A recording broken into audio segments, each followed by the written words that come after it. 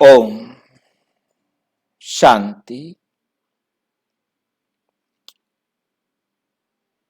ब्रह्मा, विष्णु और शंकर को देवता कहते हैं। प्रजापिता ब्रह्मा को देवता नहीं कहते। क्यों?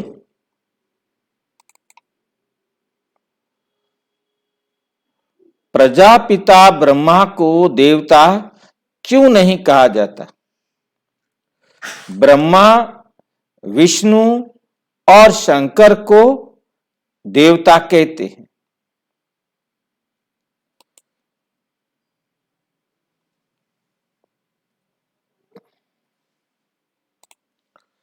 तो हम देखते हैं कि प्रजापिता ब्रह्मा और ब्रह्मा, विष्णु और शंकर, इन दोनों में क्या अंतर है? ब्रह्मा, विष्णु, शंकर, इन तीनों को देवता कहा जा रहा है। क्यों? ऐसा क्या अंतर है? ब्रह्मा द्वारा परमपिता परमात्मा आकर नई दुनिया की, नई सृष्टि की स्थापना का कार्य करते हैं और विष्णु द्वारा पालना और शंकर द्वारा आसुरी सृष्टि का विनाश। ये तीन कर्तव्य परमपिता परमात्मा के हैं, जो परम धाम से आकर परमात्मा करते हैं। परम पिता परमात्मा और उनके दिव्य कर्तव्य, तीन दिव्य कर्तव्य हैं। प्रजापिता खाली ब्रह्मा द्वारा स्थापना, विष्णु द्वारा पालना और शंकर द्वारा विनाश। ये तीनों के तीनों केवल आकारी देवता हैं। आकारी देवता कहना इस प्रकार से है जैसे कि परमपिता परमात्मा जब परम धाम से आते हैं सृष्टि की स्थापना करने के लिए, इसको नरक को स्वर्ग बनाने के लिए, तो इन तीन देवताओं की संकल्प से रचना करते हैं। संकल्प की रचना का मतलब है केवल ये संकल्प में होते हैं, प्रैक्टिकल इनका कोई शरीर नहीं होता। फिर जहां साक्षात्कार कराने की जरूरत पड़ती है तो इनको दिखाया गया उन आत्माओं को जो निमित्त बने, परंतु ये रूप जो उनको दिखाया गया वो रूप विष्णु चतुर्भुज का तो दिखाया गया, ब्रह्मा का दिखाया गया, परंतु शंकर का सूक्ष्म रूप लोक में कोई रूप नहीं दिखाया गया।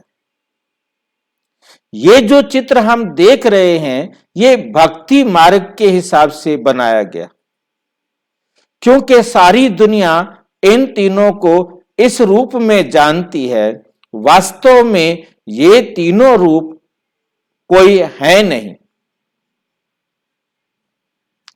ये तीनों रूप है नहीं। इस सच्चाई को हमें बहुत अच्छी तरह से समझना है। ये तीनों रूप भक्ति मार्ग के हैं, परंतु तीन रूपों की कल्पना, तीन कार्यों को करने के लिए जो संकल्पना शिव बाबा ने की वो उनके अपनी थी, जिसमें कोई शरीर नहीं है।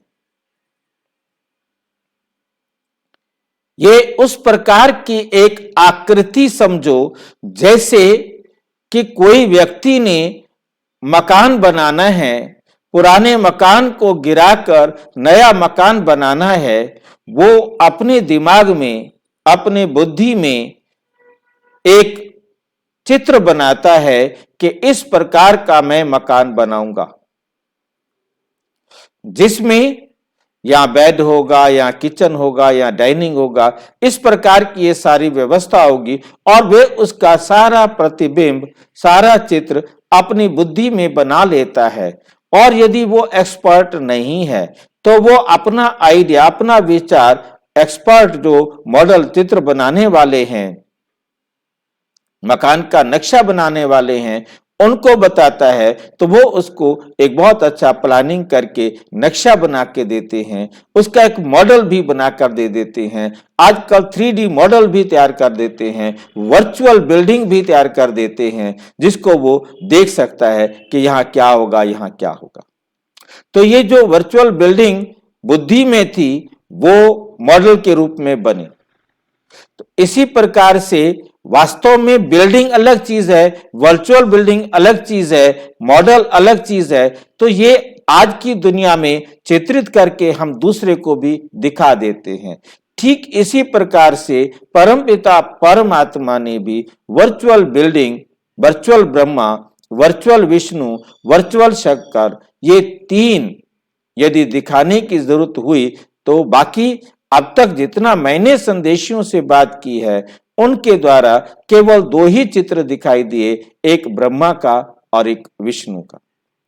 ब्रह्मा में यही बाबा जो नीचे बैठा है प्रजापिता ब्रह्मा, और विष्णु और शंकर को दिखाया ही नहीं है कभी भी। विष्णु को दिखाया तो वो 4 भुजाएं, तो ये 4 भुजाएं भी परमात्मा कहते कोई व्यक्ति नहीं होता जिसकी 4 भुजाएं हों। केवल ये एक विशेष उद्देश्य से, विशेष राज को खोलने के लिए, विशेष उनके कर्तव्य को बताने के लिए, उनकी ड्यूटी समझाने के लिए ये चारों अलंकार दिखाए कि कमल पुष्प समान पवित्र बनना है, शंख बजाकर ज्ञान सुनाना है, और कमल दर्शन चक्र चलाकर अपने बुराइयों का गला काटना है, और गदा लेकर हमें हर वक्त अलर्ट रहना है। अब ये तीनों के तीनों लक्ष्य हैं विष्णु। इस समय तीनों के तीनों एकदम सूक्ष्म आकारी देवता कहो या नहीं कहो, कहते हैं कि ये 3 देवता हैं, परंतु ये भी भक्ति मार्ग के अनुसार कहा जाता है। वास्तव में ये तीनों कुछ भी देने का कार्य करने वाले नहीं। अब जो प्रजापिता ब्रह्मा है, प्रजापिता ब्रह्मा तो केवल और केवल, प्रजापिता ब्रह्मा तो केवल और केवल इसी दुनिया में एक देहधारी पुरुषार्थी विद्यार्थी है। प्रजापिता कहा जाता है जब वो यहां है। सूक्ष्म वतन वाले ब्रह्मा को प्रजापिता नहीं कहा जाता। जब इस संसार में सारी प्रजा का वो पिता बनता है, परमपिता परमात्मा ने समझाया बच्चे इसको प्रजापिता ब्रह्मा कहते हैं, परंतु ये प्रजापिता ब्रह्मा कैसे है ये बात भी समझने वाली है। एक मैं हूं सारे संसार की आत्माओं का पिता, एक इनके शरीर का पिता, तो इनकी आत्मा के पिता शिव बाबा हो गए। एक इनके शरीर का पिता अलग, और सबके शरीर के पिता अलग अलग है। और ये है जीव आत्माओं को एडॉप्ट करता है। मैं एडॉप्ट करता हूं आत्माओं को, क्योंकि मैं आत्माओं का पिता हूं, और ये एडॉप्ट करते हैं जीव आत्माओं को, उन्हें अपना बच्चा बनाते हैं। बाबा की श्रीमत को प्रैक्टिकल जीवन में अप्लाई करके, प्रयोग करके सबको सिखाने वाला ये प्रजापिता ब्रह्मा एक स्टूडेंट है। ये वुड भी ब्रह्मा है, बनने वाला ब्रह्मा है, अभी बना नहीं है। ये पुरुषार्थी ब्रह्मा है। जब तक कोई पुरुषार्थ कर रहा है, मान लो कि कोई इंजीनियर का कोर्स कर रहा है, अब उसे इंजीनियर तो तब कहा जाएगा जब वो उसकी फाइनल परीक्षा पास कर लेगा। इससे पहले तो उसे इंजीनियर बन रहा है, वुड बी इंजीनियर है, परंतु इंजीनियर बन नहीं गया है। ठीक बात है। तो ये पुरुषार्थी ब्रह्मा है, ये क्या बोलते हैं, अभी भी पुरुषार्थ कर रहा है, तैयारी कर रहा है, देवता बनने का, ब्रह्मा बनने की सेवा में लगा हुआ है। तो इसलिए इसे देवता नहीं कहेंगे। ब्रह्मा विष्णु शंकर को कहेंगे, वो भी इसलिए क्योंकि भक्ति मार्ग में कहते हैं। बाकी ज्ञान मार्ग में भी उन्हें कोई दिव्य काम नहीं किया, वो तो केवल और केवल ज्ञान के आधार पर अपने आप को पावन बना रहे थे, समझा रहे थे।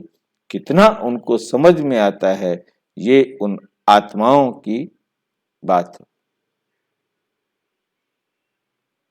ठीक है, तो मैं समझ में आया कि उन्हें देवता कह सकते हैं, परंतु प्रजापिता ब्रह्मा को, जो अभी स्टूडेंट है, अभी पढ़ रहा है, वो देवता। ठीक है, तो हमें समझ में आया।